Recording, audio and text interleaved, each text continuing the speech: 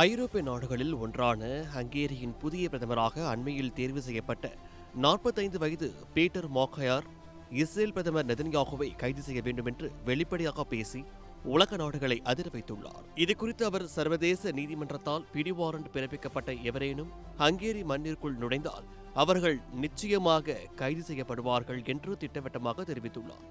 இதன் மூலம் நெதன்யாகு ஹங்கேரிக்கு வந்தால் அவர் கைது செய்யப்பட்ட வாய்ப்புள்ளதை மாக்கயார் உறுதிப்படுத்தியுள்ளார்.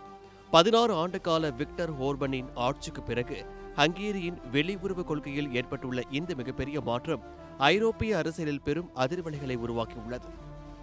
விக்டர் ஓர்பன் ஆட்சி காலத்தில் நெதன்யாகுவின் நெருங்கிய நண்பராகவும் அவருக்கு சர்வதேச அளவில் பாதுகாப்பு அளிப்பவராகவும் ஹங்கேரி திகழ்ந்தது.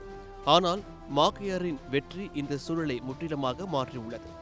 நெதன்யாகு வரும் அக்டோபர் மாதம் ஹங்கேரிய எழுச்சியின் 70வது ஆண்டு விழாவில் பங்கேற்க திட்டமிட்டிருந்த நிலையில் மாக்கயாரின் இந்த எச்சரிக்கை அவரது பயணத்தை கேள்விக்குறியாக்கியுள்ளது. சர்வதேச சட்டங்களுக்கு முன்னுரிமை அளிக்கும் அவரின் இந்த அதிரடி நகர்வு சர்வதேச அளவில் நெதன்யாகுவிற்கு எதிரான சட்ட அழுத்தத்தை மேலும் அதிகரித்துள்ளது.